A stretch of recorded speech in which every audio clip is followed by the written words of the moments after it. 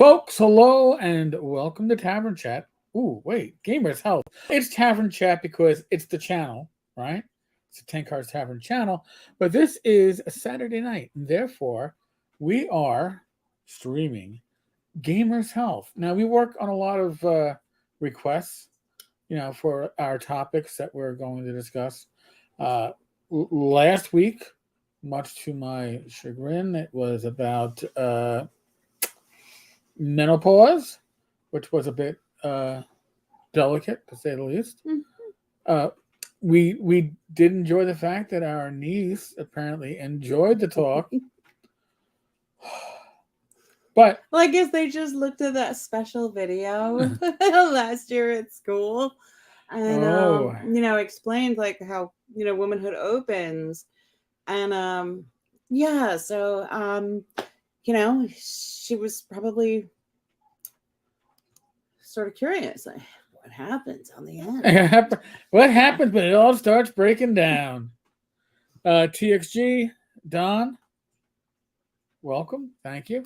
So, but actually, Shannon suggested today's topic, and today's topic is dealing with family pets, and not just what they add to your life, but they are your children that will most likely predecease you.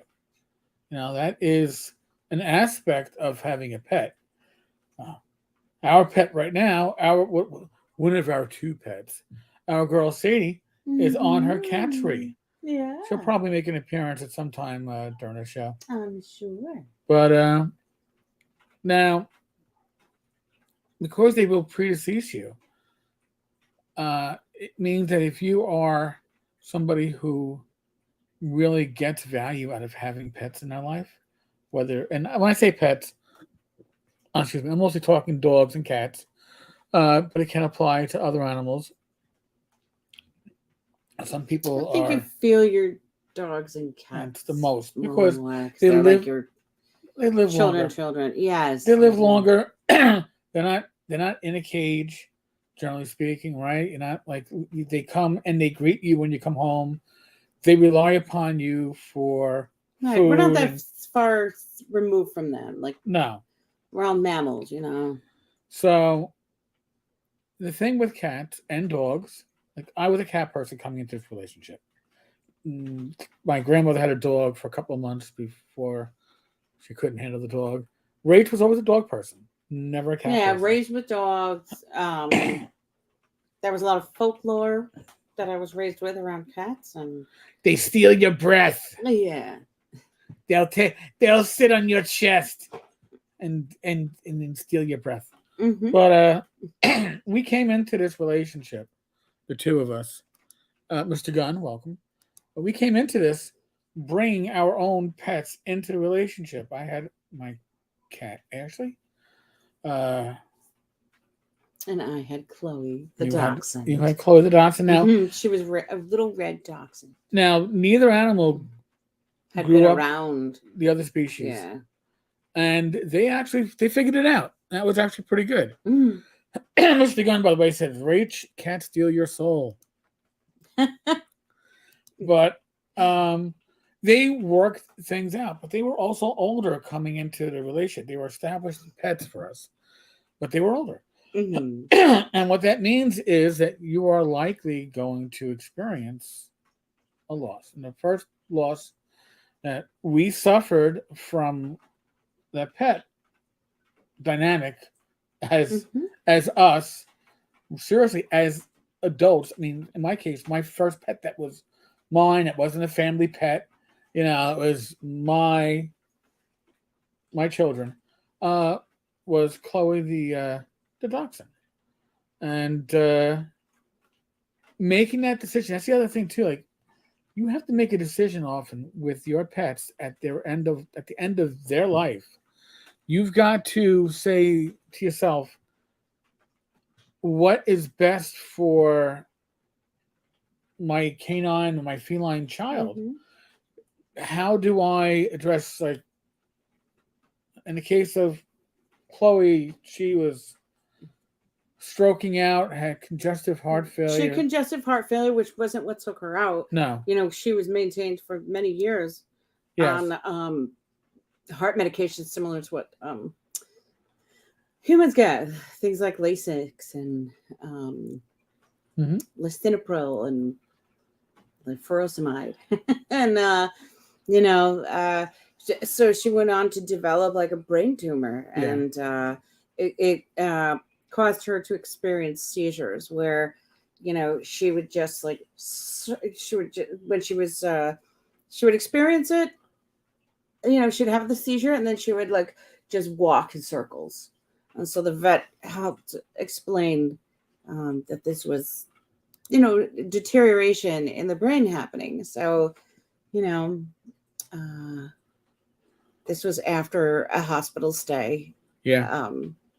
At the emergency vet clinic out by us. And so, we brought her home, and, she still experienced these things. And then we had to bring her back after she had another seizure. And, because we kind of knew because like the question was like, so we have her back here. She had another seizure, and it came up with the vet.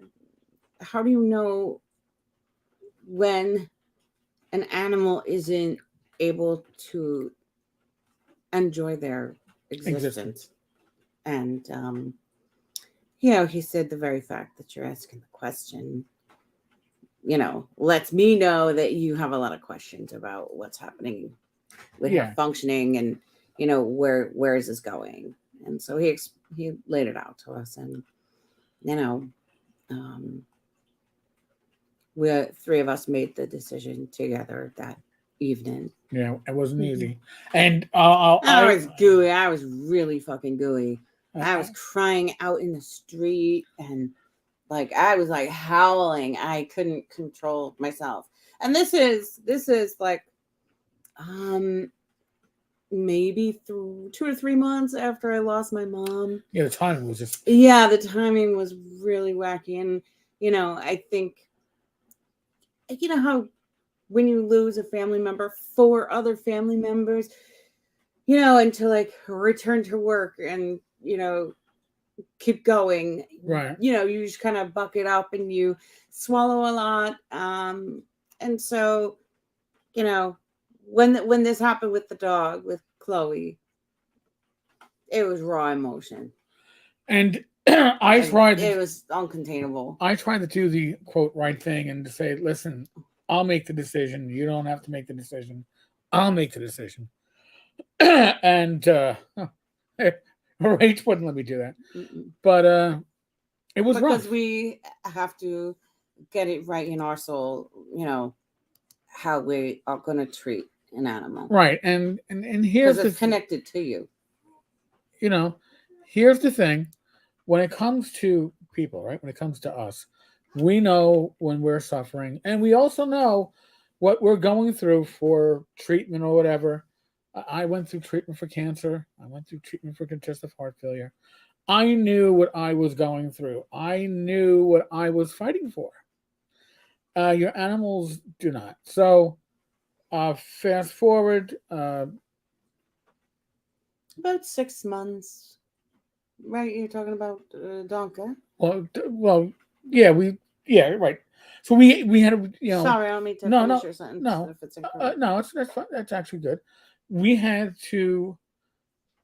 You have to mourn, okay? There were a lot of I found about the Rainbow Bridge poem / prayer. Oh yeah, that's what they sent us with Chloe. Yes. And they because we had her cremated, she'd come back in a box. Her box, she's still in there. She's still on my dresser. And like with her collar and everything around it. And so she when they sent that back, they had this beautiful poem about Rainbow Bridge on a nice card. So it's never easy. Okay. And I'm going to be honest with you, it doesn't get easier. So we had our morning time, and then we started looking for another dachshund. and they're all different. Every animal is unique. Every animal that touches your life is going to be unique. So we've added Donka to the family, and Donka and Ashley did not have that same relationship. Donka had too much energy. Yeah, Donka was too hyper. So Ashley just learned to avoid, which was fine. But then a couple of years ago, about 2.5 years ago, Ashley was an old cat. She was 14. And she caught a mouse. I was like, holy shit, this cat caught a mouse. Couldn't believe it. God bless her. And then literally like a week later, she was pooping outside of her box and very lethargic. And I was like, oh, this is not good. Now, in the meantime, we had a stray cat outside that was very affectionate, very sweet. She came to us in the summertime in July around my birthday. And we were already making plans as the weather was getting cold. It's October. How we were going to bring her in. We got a gate, one of those extra wide pet gates, because we have an archway that goes into our yoga room, the workout area / guest room, and we had planned on bringing in a new cat as Ashley was still around. But what happened is, when my parents' cats would come up and used to harass Ashley, and then they took one look at her on Rachel's chair, and they went, "Yeah, we're not going to harass you." I went, "Oh, this isn't." Yeah, good. he jumps up. He's like, "Oh, never mind." Yeah. Gotta go by. Gotta go by. This doesn't look good. When we took Ashley to the same emergency vet, yes, Sadie, I'm looking at you. Sadie was actually out in front of the house, and she saw us leave. And then when we came back without the cat, she also saw us. And then the very next day, we hear her crying outside. So we go downstairs to the back door to open the door so we can feed her, and she walks herself into the house. Now, she only came into the house one other time and was promptly chased out by Ashley. So my mourning for Ashley, and that was my girl, was also curtailed in a way because we brought in another cat brought herself in, because she was like, it's miserable out there. I got to come in. And like, I can't be out in this cold anymore. Yeah. So it was rainy. You can't always plan this stuff ahead. Like, we planned ahead how we were going to bring in a dachshund. And we were kind of planning to interject a new cat into the house. But I did not think that I would lose one and the next day have another cat. Right in here. By the way, I'm going to catch up to the chat right now. We had a TXG. We had put in our chocolate lab. It was hard. Don, with our pet like family. We lost the dog Abby, who was 15 years old. It hurt a lot. Mr. Gunn, Rachel Tenkar's Tavern. It was awful. We had to kill our best friend. It was awful. He was such a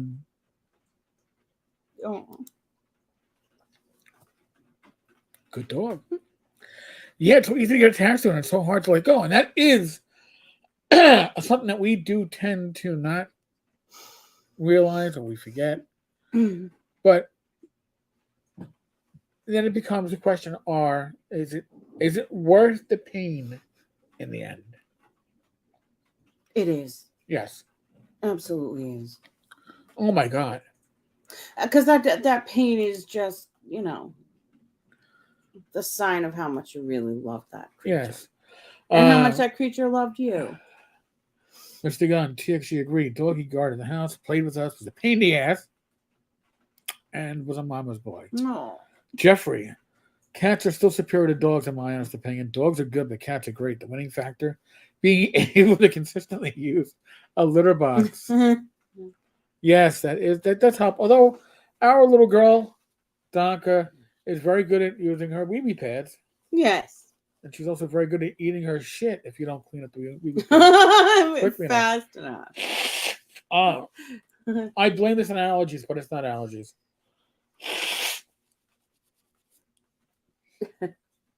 It rates to me. You don't want one of my dirty tissues on my desk. The clean tissues are behind me, and that's okay. It's like, I'll use my sleeve. Oh no.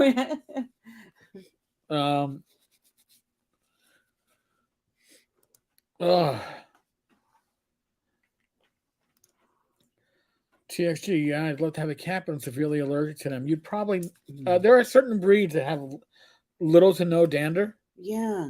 And I always thought it was the hairless breeds, but apparently it isn't. I believe it's the ones that keep growing hair. Yeah, it's like the long-haired guys, like the Siberians.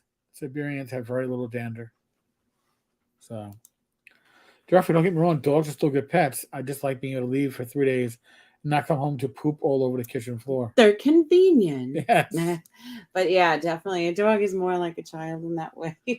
You can't leave it for days on end. Mr. Gunn, wife is allergic to cats and dogs, but she can have a low dander dog. Okay. Don, we have a 2-year-old shepherd mix and 3 cats, including a 14-year-old cranky cat who was a literal queen of the house. There you go. And that's, how they come into your life is not always how you have it planned. I mean, Sadie adopted us. Okay, the cat, the orange cat that came into our life, chose us and said, "I'm coming in." Yep. Right? She would call from the window, from the backyard up to our window. She knew where the voices were coming from. She's like, she heard my voice that was familiar. She's like, "Oh, she's up there. She's up there. Come feed me, Come on down. Give me a little loving." Because she associated my voice with feeding and petting. And here's the thing too. Okay, cats and dogs understand there's a relationship that they have that's special with human beings. And when they are in need, when they are in a time of vulnerability, they certainly know who to reach out to. Yes. So going back, oh my God, she's older than Shannon, so we're talking 13, 14 years ago. I'm out in the backyard with my mother and my son, Chris. And there is this calico cat that literally crawled herself under the fence. I didn't think anybody could do that. Oh. And she comes over and she's like, "Oh, meow, meow, meow." Just like, "Oh my God, look at you people. You look so you." And she was so sweet and so affectionate and such a love. And it's like, "Oh, look at this." And then she goes up the back porch and she goes to the back door and reaches up and starts whacking at the door handle. What was that cat's name? Victoria? No. This is Sandy. This is the cow. Sandy. This is Sandy. So, Sandy, at that point, as she's reaching up, Chris remarked, he was young. He goes, "The cat just peed herself." And I'm looking and I'm like, "Oh shit! She didn't pee herself, kid. Her water broke. She was having kittens. She needed to go inside." So my father had built a cat house, an outdoor cat, Victoria, that we had had for a couple of years. Had again adopted us. She passed the feline leukemia. We believe she was sick, and we couldn't get her to a vet. She wouldn't. She was quasi tame. So we quickly brought the house out. I think it was in the basement at that time, and put it under the back porch and brought the cat over. As a birthing spot. And then she went in there. She knew it was for her. We had a clean towel in there and all that stuff. And then like a day or two later, my brother-in-law came and took the whole cat house and they took it to their home. And that's how my sister... And they raised the kitties until they were able to be weaned? Yeah. Okay. And they kept one kitten. Oh. That was Darla. Darla recently passed. And they kept Sandy. Sandy. Sandy is still with my sister. Yep. With Shannon. But losing Darla was something that I think Shannon wanted us to cover this topic for, because it's an important topic, because there are people who don't have pets, don't understand pets, and they're going to go, "Oh, what do you care? It's just a dog. It's just a cat. What do? You just buy another one." They've never had one. No. Right? Or they're an antisocial individual who can't make connections to people, much less an animal. You know, so I'm going to catch up in the comments here. Mr. Gunn, I have an SVP at work. I call him Grumpy Cat for obvious reasons. The nickname is catching on with others. Jeffrey, I have a 14-year-old cat who absolutely does not care what is considered appropriate anymore. She smells cream or milk in my tea. She dips her right paw into my mug and then licks her paw. She does not care what I think about that. She's the undisputed queen of the house. Ashley, when she was younger, she had a weird habit that I used to drink a lot of times my water out of one of those super large glass beer mugs, you know, those 25-ounce ones that you used to get with like I don't know, pretzel balls inside of it, and you get a free beer mug. She would insist on drinking her water out of that mug, which went on for a number of years until the water was too low, and to get the water out, she had to push it around, and she knocked the mug over on top of my Tome of Horrors Complete for Swords and Wizardry, which was on the side of my desk. Yeah. And you were pissed. I was pissed, but I couldn't stay pissed at her. No, you didn't stay pissed for long. So animals, pets especially, are going to do things that piss you off. Your dog's going to take a piss on a rug. Your cat is going to scratch up furniture. Why do cats scratch up furniture? Because they don't have other things to scratch. Sadie has her chairs that she won't scratch our recliner or Rachel's chair. Those are the thrones. So she's like, oh, I can't mess with that. Right. And she has her scratching post. It's got the sisal. The rope. It has the rope that she's tearing apart. Yeah. This is 3 stories. She can peek out the window. She can look at me as I'm on the computer. But she has her 2 kitchen. She has 1, 2 posts that are already scratched out. Yeah. But she has 2 chairs in the kitchen. Oh man. That she feels are hers. And if they're hers, she will tear them apart. We should have just left crap on them. Probably. But then again, she probably would have just done the backs of both.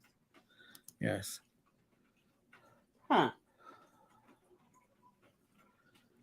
But she's another funny one with spices and tea. Yeah, she used to smell everything. Less with milky things. She's funny. She'll see I have water, and in the mornings I have a tincture that I take. And so I'll count the drops as they go in, from the little pipette. And she's funny. She's like, because I just started it. She's like, what is that? That's cool. And she has to sniff it. And then I had another tea, probably a year ago or something now. And I didn't know it, but it had catnip in it. And so I took the tea out to put it in the little tea ball. I'm sitting in my chair with the hot water right there, and she comes over. She's like, "What's that?" Yeah, that's for me. What do I get? Where's mine? Where's my catnip? From Don. This live stream is a real commentary on how pets affect us and our lives. Look at the comments and how so many people are so influenced by their pets and how they are affected by their pets. Yeah. Listen, the pet, you have a pet, right? You come home from a bad day at work, they aren't going to tell you, oh, you should have done it this way. Yeah, you should have done it that way. What the fuck are you lounging around for? They're going to come and they're going to go, wow, you look like you're upset. What do you need me to do? I'm so sad for you. I love you. Let me lick your tears. Let me lick your tears. Oh, and by the way, feed me. Yeah. But, that's all I ask. Yeah.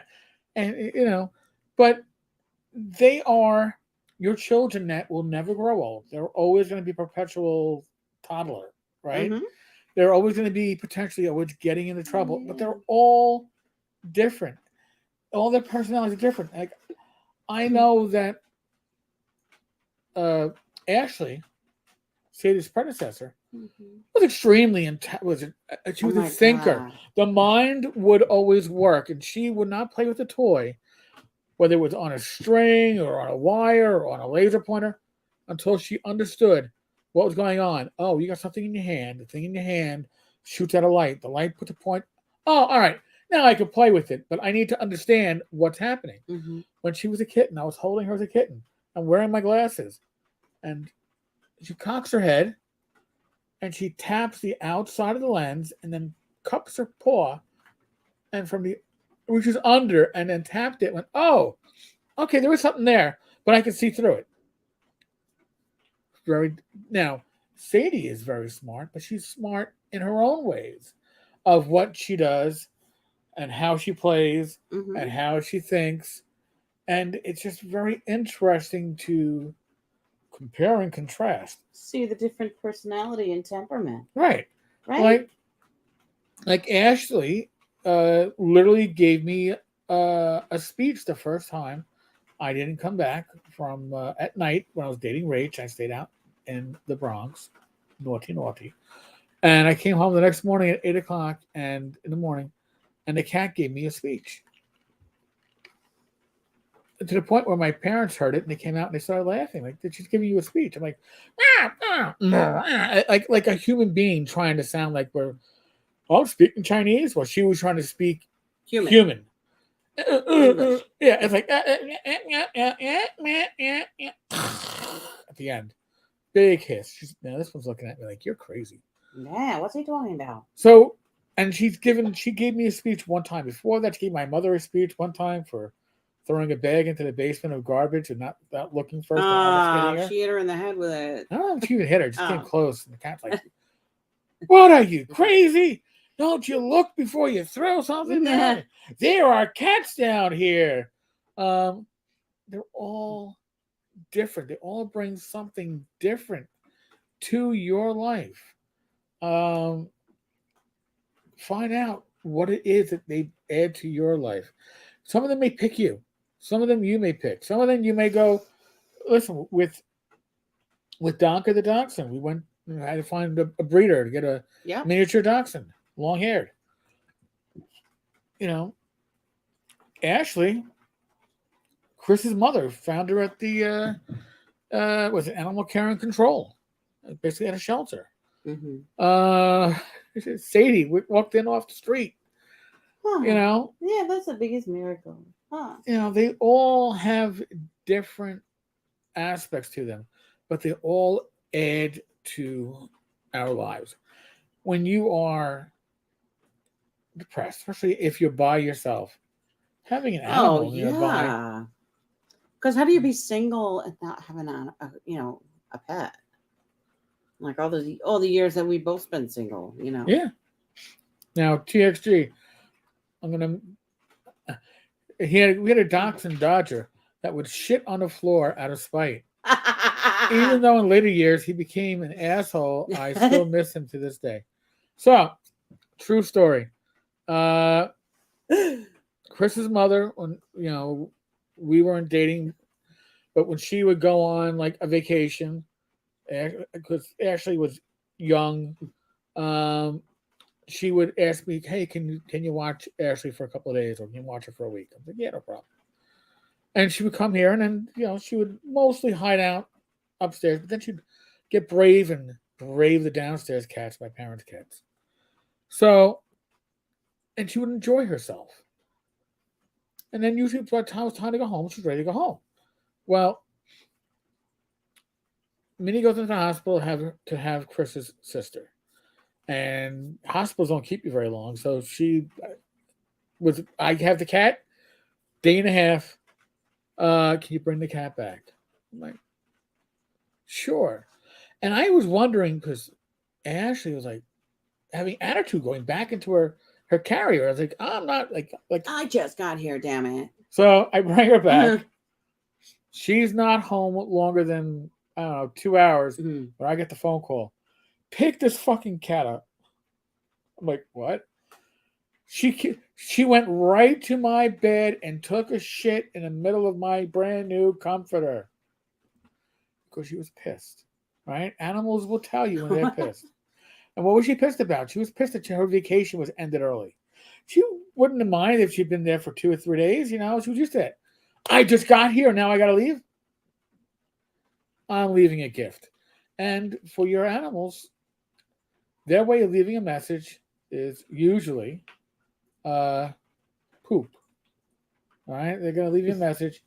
It's poop somewhere because they know you're not going to like it.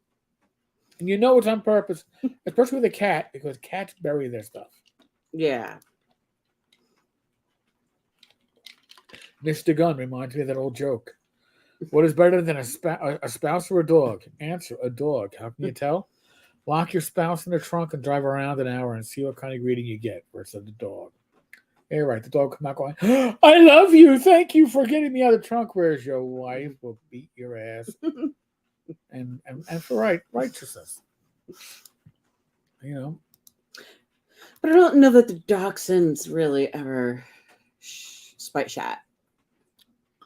No. They shat. Yeah, no. But they ain't spite shat. Well, they never. Our dachshunds never had an angry bone in their body. No. You know. But it's funny because Chloe, sweetheart, my parents' cat, Fritzy, a sweetheart, would chase that dog and get that dog pissing in the corner out of fear. They piss on themselves. All right. Now you would like, oh my god. Now same. Yeah, those cats were mean. So same cats. You bring in Donka, and they're like, oh fuck, we're getting away from this dog. You know. Yep.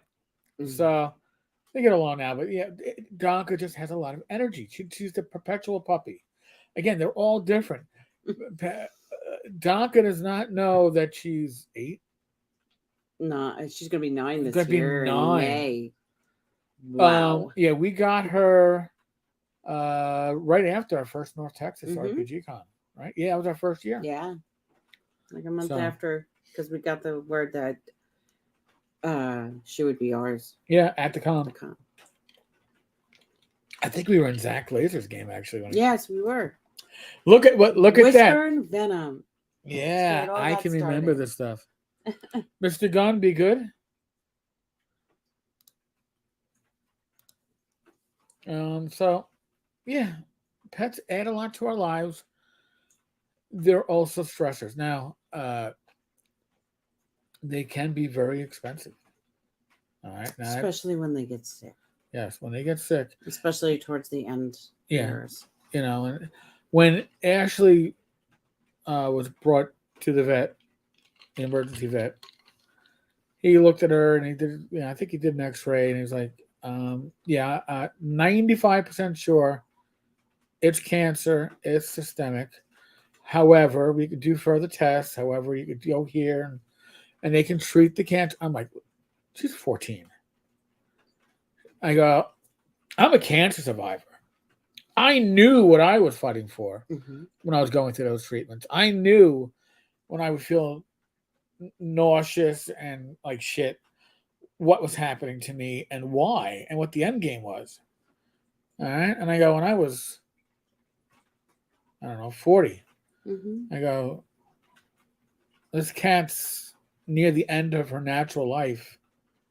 In any case, I go, I can't put her through that. Right. And then to hear myself saying that, I was like, did I just say that? It's like, oh shit. Because it's almost like unreal, like as you get closer. Yeah. In that thinking. So I would say, and this is just me, all right, but if and when you have to make that decision with your pet, your canine or feline child, you have a responsibility. You stay with them to the end. Yeah. They were always there for you. You have to be there for them at that final moment. Somebody has to be. It can't be a stranger. I'm not saying that it has to be the whole family. I'm not saying it has to be both parts of the couple. Maybe one just really can't handle it. But you know what? If it's just you, you better find a way to handle it. Yeah, we handled it together. Yes. So For both. TXG, a coworker has fish. I think he has 3 of those large fish tanks, 40 gallons plus, and spends a ton on new fish and accessories monthly. You know, my problem with don't fish, see a payoff. they It's are like, oh, they were so pretty swimming by. and you know, that can be part of it. You know, it's like, oh well, I want to, you know, look at them. It's very peaceful. Yeah. And there's a lot of work in fish, and the emotional return to me. They don't generally love you back. Yeah. You know, so I just don't see now. Now that being said, at one people point, get pets for different reasons, right? Too, so. They would, believe it or not, I actually had 2 dwarf African tree frogs. They were sold at Target like 15 years ago. Target sold live fucking dwarf frogs, and they make noises. I think they last. But they're like, yeah, they did like a chirp. It was weird. Oh, interesting. You know, so, but they lasted. Yeah, I don't think I never had reptiles or anything. Like that. But they don't. You're not gonna take them out and hold them in your hand because they're gonna. So they wound up. They did. I think they lasted like 6 months. I think the problem is a lot of these. I don't know. I don't call them vanity pets, but a lot of fat pet. Maybe. You know, these pets that we get our young children to teach them about life and death, right? I'm going to buy you a goldfish. If it lasts 6 weeks, you've gotten a lot of time out of that fish, for the most part. Now, some people have much better luck, but when I was a kid, Shannon had a big goldfish for a while. Yeah, but when I was a kid, you would go to the street fairs or the church fairs. Oh yeah, the fireman's fair. You throw the golf ball, not the ping pong ball. The ping pong ball inside the little bowl. Yeah, you get a fish in a bowl that you landed in, and those fish were doomed. Okay. Between the ping pong balls and the stagnant water. And the fact that you know, 9 out of 10 people getting these fish have it's before the internet, right? What do you feed them? Oh, bread. Hey, it's like, oh, go to the pet store and get. Yeah. Couldn't go on Amazon and order your fish food. So you couldn't research how often do I have to clean the water. Oh, TXG. You should hear my friend, coworker, a bitch when an expensive one takes a dirt nap. I'm sure. I mean that. Oh yeah. But you know what? Having a fish collection like that or a fish tank like that isn't about having pets. It's like having your expensive D&D collection and bragging about you've got a wood grain box of the original.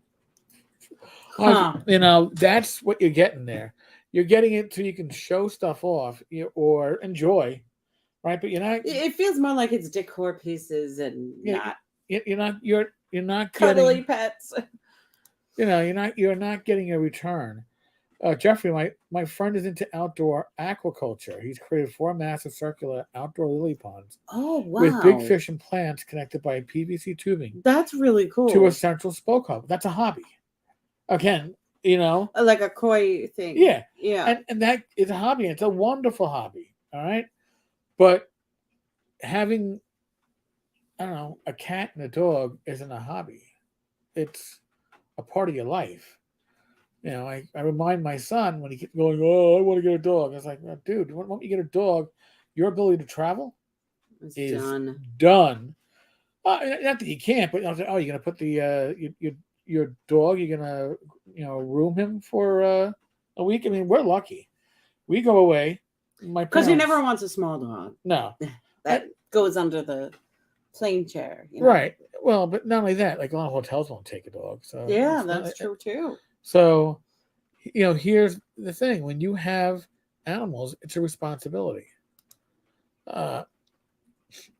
Jeffrey had all his fish die last year. It turned out to be a huge alligator snapping turtle moved into the central hub and waited for fish to swim through the pipes to come to it so they could be eaten. Wow. You see? Animals aren't stupid. No, they're like, all right, this guy's putting some good stuff out for us. Yeah, hook a brother up. So, but yeah, I mean, there are responsibilities. So you're getting something from having them. You're getting emotional support. You're getting unconditional love. Now they all love in different ways. How Sadie is not going to jump on my head as I sit in my recliner and be like a hat. However, she will jump up on my next to me on my recliner and then want pets and pets and pets to the point that she will drool. She's not much of a purrer. She has a very soft Very purr, soft. but she will drool. And it usually comes with drooling. But once she starts to drool, then she gets upset. So then it's too much attention and I can't handle it. You got to learn. They're all different. Like every person is different. Right. Her past also. Yeah. Yeah. We don't know how she spent her life on the streets for a while. Thought about getting a pet. This is TXG, but the apartment complex charges $500 for a pet. Oh, any pet. I would want two so they could keep each other company while I'm at work. Like I said, they're not even a shelter kitten or puppy isn't going to be cheap. Yeah. You have your processing and adoption fees. And vet fees. And vet is always going to be there. Jeffrey likes your top. He digs the vertical stripes. Oh, thank you. See, now that I got emotional and my nose started to fill up, then the allergies kicked in, and now it's like I'm sinus man. Oh. So, what updates do we have aside from the pets? The creatures. Last week, through yesterday, that 7-day period of roughly Saturday through Friday, my blood sugar averaged like 95 for those 7 days. Amazing numbers. Now, part of it could be that I am getting more adjusted to the Mounjaro, and my body is acclimating, and I'm learning how to properly eat, taking the once a week Mounjaro, which is generally, if it's a larger meal, I eat it in parts because I can't really get as much down at one time. Less nausea. Good stuff. Less having to have Tums or Pepto-Bismol to calm down my stomach. Now today, I'm above that 95. I'm probably running around like 115, 120. Not bad. Took my new injection yesterday. Had a little nausea this afternoon. Not horrible, but enough that you knew it was there. That passed. So again, it's all trying to adjust. I have not seen the weight loss that others have taking one of these once a week injectables. That's okay. Right. And maybe when somebody's taking an injection for weight loss, like solely, they might be going into it with a different plan. Right. And they might be sort of trying to calorie restrict also. You know what I mean? Yeah. And so, it's like we're exercising and everything. Right. So that's a good thing. But, maybe it comes in dips and dabs, if you, don't have as many diet changes like somebody would be trying to do. And generally speaking, we are very carb conscious. However, there were 2 days last week I was off the rails when it came to carbs. We went to IHOP. Oh my God. Pancakes, waffles, eggs, sausage, bacon, ham. No, ham would have been if we didn't have the waffle. Yeah, it was French toast. French toast, sorry. A French toast, a pancake, two pancakes. Yep. The scrambled eggs, and then the 2 meats. Yes. I was like, I'm waiting for me and my blood sugar to go, and my alarm go off. I don't even think it hit 150. I was like, that was crazy. So that was like, all right. And then Friday we did Thursday we did friendlies, and I had a bacon cheeseburger, ate most of my fries, which I normally don't do, and had a 1 scoop ice cream, and I didn't get above like 140 for my blood sugar. So I would. We're like, oh my god, this is scary now. Yeah. So that means that now again, I did add a supplement a week ago Friday. Sugar MD. It's also a YouTube channel. He's an endocrinologist. He's very good because he also he just isn't focused on traditional medications. He looks at herbal and vitamin alternatives, and he does put out, I guess, a supplement with a number of naturally occurring substances that was under the glucose control. And I was like, you know what? I will give it a shot. And it says take two twice a day, so 4 a day with meals. And I start out with one. I started out with one at breakfast. Then I added one with my evening snack. And my blood sugar has been very good now. It might be a coincidence for the timing. Maybe my Mojaro is just finally settling in. Or maybe it's a combination of the both. But that's why I always say when you're adding supplements or you're adding different vitamins, add one and wait a week or so before you add the next. So you have an idea of what may be causing changes or what might be causing negative stuff. Maybe you're getting nauseous when you weren't. Maybe you're getting the diarrhea when you weren't.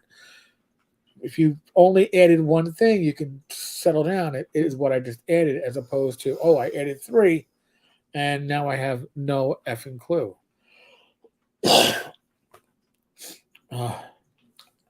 Sinuses suck.